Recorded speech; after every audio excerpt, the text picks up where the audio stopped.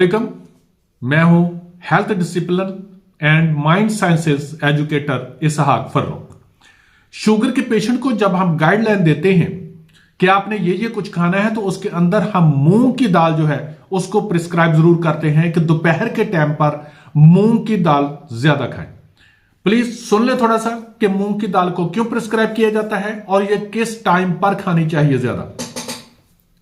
मूंग की दाल दोपहर के टाइम पर आप इसको पका सकते हैं और पका के आप मल्टीग्रेन रोटी के साथ भी खा सकते हैं, सैलड के साथ वो भी खा सकते हैं। बल्कि मुझे एक फीमेल बताते खुद बता रही थी कि डॉक्टर साहब मैं सैलड बनाती हूं, उसके बाद मैं पतली मूंग की दाल बनाती हूं जिसके अंदर मैं नमक ज्यादा नहीं डालती हूं, उनको डाल के मैं पका के उसके ऊपर मैं डाल लेती हूं, तो मुझे बहुत टेस्टी लगती है। ये उसका टेस्ट है, मैं आपको जस्ट बता रहा हूं कि आपके ज़हन में भी आ जाए। ठीक, अब दोपहर के टाइम पर वैसे चम्मच के साथ भी खा सकते हैं आप इसको। ठीक है, अब ये क्यों होती है? मूंग की दाल के अंदर जीआई जो है ना, ग्लाइसेमिक इंडेक्स जो है ना, वो बहुत लो होता है।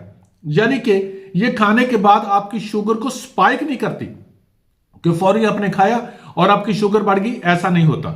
नंबर 2 ये कि ये फिलिंग होती है, यानी कि खाने के बाद जल्दी आपको भूख नहीं लगती, पेट आपका भरा भरा रहता है। तीसरा ये कि इसके अंदर प्लांट प्रोटीन जो होती है वो पैंक्रियाज के लिए फ्रेंडली होती है, वो नुकसानदेह नहीं होती। ठीक है।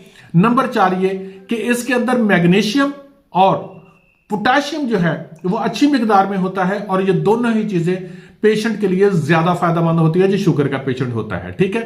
और इसके बाद ये 5वीं बात जो सबसे ज्यादा इंपॉर्टेंट है वो है गट बैक्टीरिया।